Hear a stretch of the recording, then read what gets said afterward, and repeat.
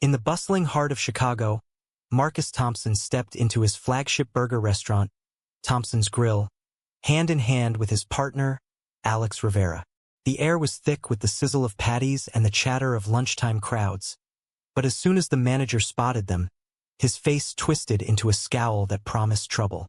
"We don't serve your kind here," the manager snarled, loud enough for nearby tables to fall silent, igniting a firestorm of humiliation that would change everything.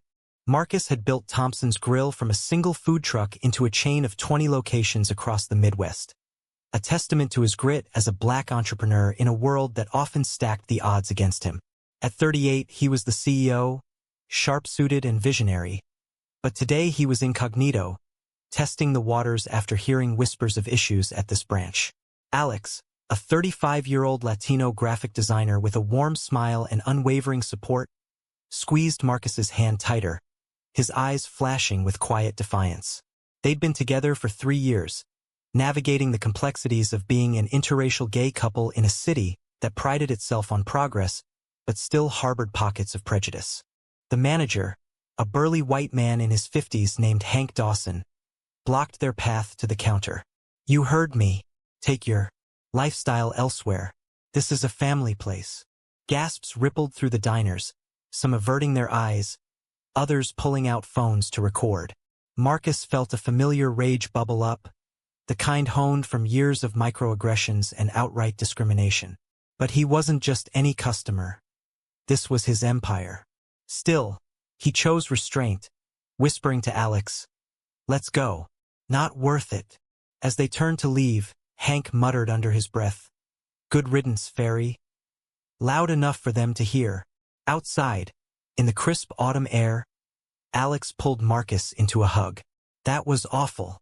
Are you okay?" Marcus nodded, but inside, the wound festered. How could this happen in his own restaurant? He'd poured his soul into creating an inclusive space, inspired by his own struggles coming out in a conservative family. Back at their loft in Wicker Park, Marcus paced the living room, the city skyline mocking his turmoil through floor-to-ceiling windows. Alex brewed coffee, trying to calm him. "You have to fire that guy. He's poisoning the brand." Marcus sighed, sinking into the couch. "It's not that simple.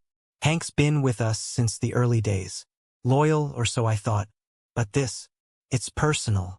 He recalled his journey, growing up in a rough South Side neighborhood, where being black was challenge enough, and discovering his sexuality added layers of isolation. College scholarships got him out, and starting the business was his rebellion against a system that undervalued him. Alex, who had fled a homophobic family in Texas, understood that pain intimately. Their relationship was a sanctuary, built on shared vulnerabilities and dreams of a better world. That night, Marcus couldn't sleep. He scrolled through social media, seeing the video of the incident already going viral, tagged with Thompson Grill hate. Comments poured in, support from the LGBTQ+ community, outrage from civil rights groups, but also vitriol defending Hank as standing up for traditional values. The board called an emergency meeting the next morning. "This could tank our stock if it blows up," one director warned. Marcus, usually composed, felt exposed. Was his identity now a liability to the company he'd built? Alex urged him to act swiftly, but Marcus hesitated, weighing loyalty against justice. Hank had helped expand the chain, but this betrayal cut deep. The following day, Marcus dug into Hank's history. A quick HR review revealed complaints: subtle racism toward black employees, snide remarks about diversity hires. Why hadn't he noticed? Guilt gnawed at him. He confided in Alex over dinner at their favorite Thai spot. "I feel like I've failed everyone. My staff, our community, us."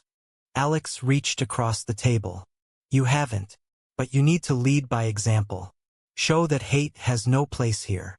Their conversation turned intimate, reminiscing about their first date. A picnic in Millennium Park where they bonded over shared ambitions. Marcus realized his hesitation stemmed from fear of being seen as the angry black man stereotype, even in his own company. Tensions escalated when a local news outlet picked up the story. Reporters camped outside the restaurant, and sales dipped. Marcus decided to visit Hank privately. At the branch after hours, Hank was unrepentant. "I was protecting the business. Families don't want to see that stuff." Marcus's voice steadied. "That stuff is my life, Hank. And this is my business." Hank laughed bitterly.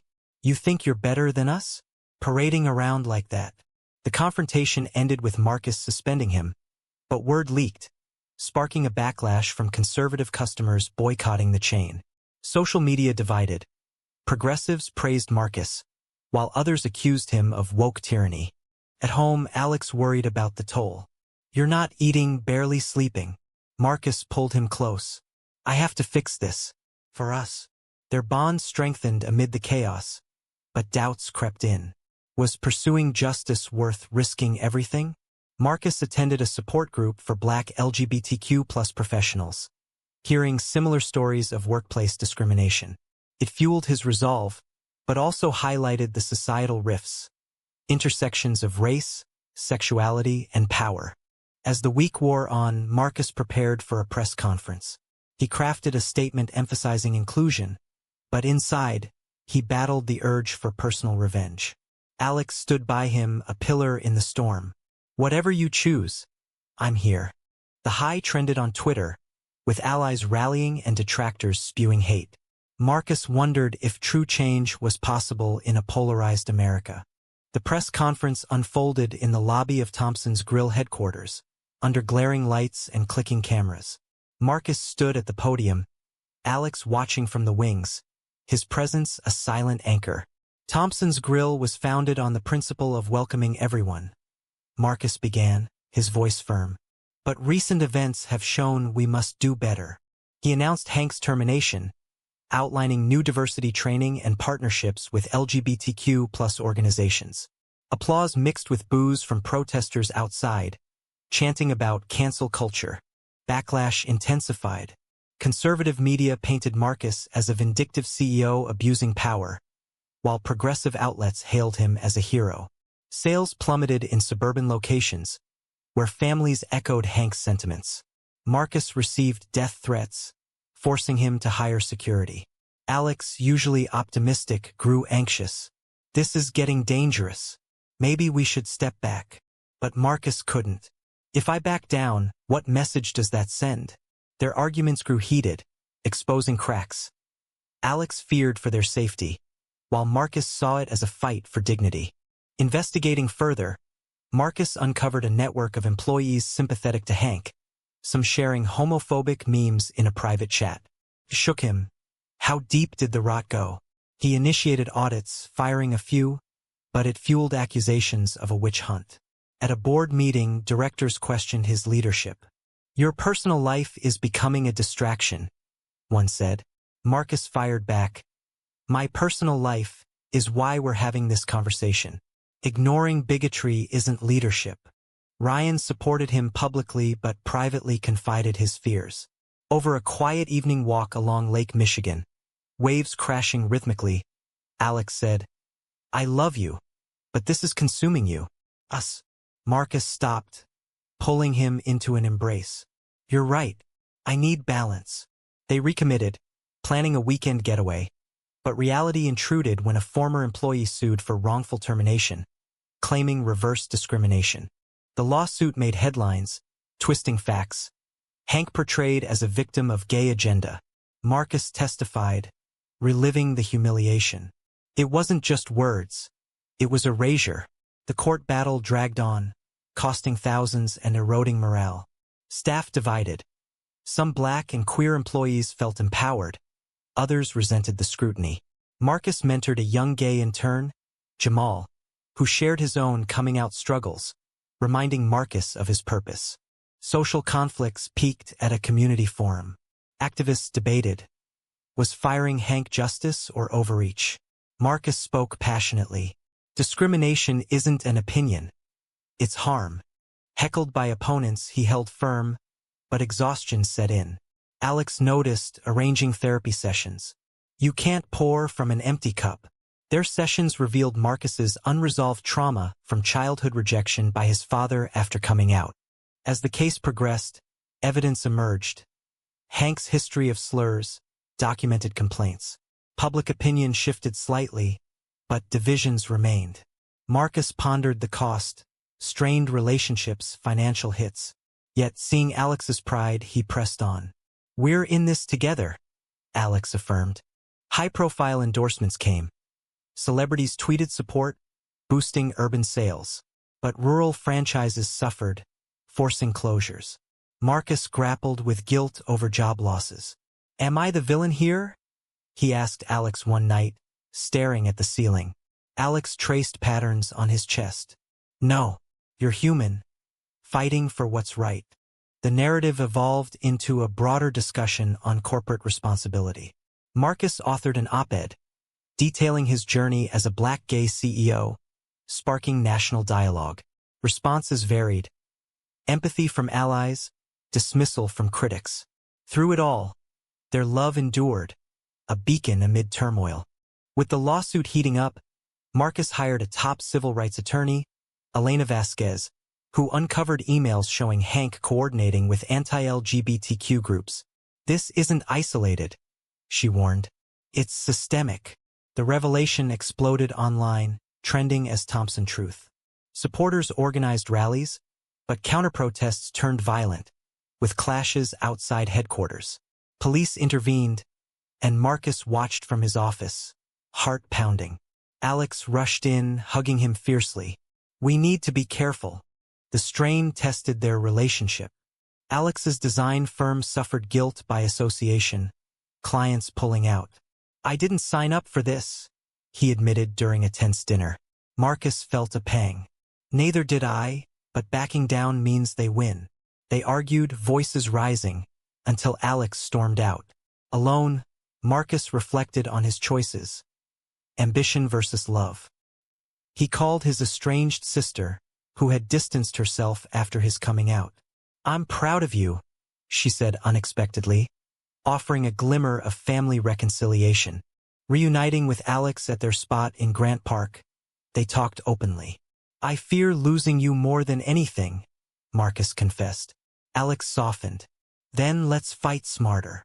They strategized, launching a foundation for queer youth of color, channeling energy positively. Media coverage shifted, humanizing Marcus beyond the scandal. Internally, the company transformed. Diversity workshops revealed stories. A trans employee hiding her identity, a black manager facing bias. Marcus listened, implementing changes. But not everyone bought in, resignations followed. The board pressured for compromise, suggesting reinstating Hank quietly. "Absolutely not," Marcus declared, risking his position. Pivotal moment came at trial. Hank testified, unapologetic. "I was upholding morals." Cross-examination exposed his prejudices. Marcus took the stand, voice steady. "This isn't about me. It's about every marginalized person denied respect." The courtroom hushed, jurors nodding. Outside, crowds chanted, polarizing the city. Post-trial, awaiting verdict, Marcus and Alex escaped to a cabin in Wisconsin. Amid nature's calm, they rekindled intimacy, not physical but emotional. "You've grown through this," Alex said. Marcus smiled. "We have." Returning, they faced escalating threats. Vandalism at home, forcing a move. The verdict favored Marcus. Discrimination proven, damages awarded. Cheers erupted, but Hank appealed, prolonging agony. Public discourse intensified. Op-eds debated free speech versus hate speech. Marcus appeared on podcasts, advocating intersectional equality, but fatigue showed. Allies emerged unexpectedly. A conservative investor, moved by Marcus's story, pledged support. It highlighted nuance in societal divides. Yet, personal toll mounted. Alex suggested therapy together. To strengthen us. Sessions unpacked fears, fortifying their bond. As appeals loomed, Marcus pondered legacy. Was justice worth the scars? The story became a case study in business schools, sparking debates on ethics. The appeal hearing brought fresh drama. Hank's lawyers argued First Amendment rights, claiming his words were protected opinion. Elena countered with evidence of hostile work environment. Media frenzy peaked, with talk shows dissecting every angle. Marcus, testifying again, faced grueling questions. "Isn't this personal vendetta?" He replied calmly, "It's about accountability." Alex sat in the gallery, their eyes meeting in silent solidarity. Outside court, protesters clashed. Rainbow flags versus signs reading, "Free Hank." A scuffle injured bystanders, amplifying national attention. Politicians weighed in, some praising Marcus's courage, others decrying PC culture. The chain's stock volatility reflected the divide, investors fleeing or doubling down. Amid chaos, Marcus received an anonymous letter from a former employee. "Thank you for standing up. It gave me strength to come out." It renewed his purpose. He shared it with Alex over coffee. "This is why." Alex nodded, but worry etched his face. "Just promise me we'll get through intact." Corporate intrigue unfolded. A rival chain offered buyout, sensing weakness. The board considered, but Marcus vetoed. "We rebuild stronger." He revamped menus with inclusive themes, partnering with minority-owned suppliers. Sales rebounded in diverse areas, but boycotts persisted elsewhere. Personal growth deepened. Marcus reconciled with his father via a heartfelt call. "I see now what you've built," the old man admitted. Tears flowed, healing old wounds. Alex's family, initially distant, sent supportive messages, bridging cultural gaps. High drama struck when Hank leaked private emails, twisting context to portray Marcus as aggressive. Social media erupted, hashtags like Marcus the Bully trending. Marcus held a live stream, addressing falsehoods. Truth will prevail. Viewers split, but authenticity won some over. Ryan faced his own trial. A client accused him of bias, mirroring the irony. "This is spillover," he lamented. Marcus comforted him. "We'll face it together." Their resilience inspired a documentary pitch, which they accepted, turning pain into platform. As the appeal dragged, societal reflections emerged. Forums debated. Does corporate power override individual rights? Marcus engaged, fostering dialogue. But exhaustion led to a health scare, a panic attack hospitalizing him briefly. Alex stayed by his side. "Time to prioritize us." Recovering, Marcus delegated more, focusing on the foundation. Events for queer POC drew crowds, sharing stories of triumph over adversity. One attendee, a teen like young Marcus, thanked him personally. It reaffirmed his path. The appeal verdict approached, tension palpable. Marcus and Alex vacationed briefly in New York, reaffirming vows in a quiet ceremony. Just them. "No matter what," Marcus whispered. The courtroom buzzed as the judge delivered the verdict. Appeal denied, upholding the original ruling. Cheers from supporters drowned out Hank's defiant glare. Marcus exhaled, relief washing over him, but victory felt bittersweet. Media swarmed, dubbing it a landmark for workplace equality. Yet, Hank vowed to fight on, filing for Supreme Court review, prolonging the saga. In the aftermath, Thompson's Grill emerged transformed. New policies enshrined inclusion, with employee resource groups thriving. Sales stabilized, urban locations booming. Marcus stepped back slightly, appointing a diverse COO. "Time for fresh voices," he told the board. Personally, scars lingered. Marcus and Alex moved to a quieter suburb, seeking normalcy. Their relationship, tested by fire, grew deeper. "We survived," Alex said during a sunset stroll. Marcus smiled. "More than that, we evolved." The story rippled outward. Books, TED Talks inspiring others. But controversies persisted. Critics argued Marcus overreached, suppressing dissent. Supporters countered it was necessary progress. Debates raged on forums. Was firing for beliefs fair?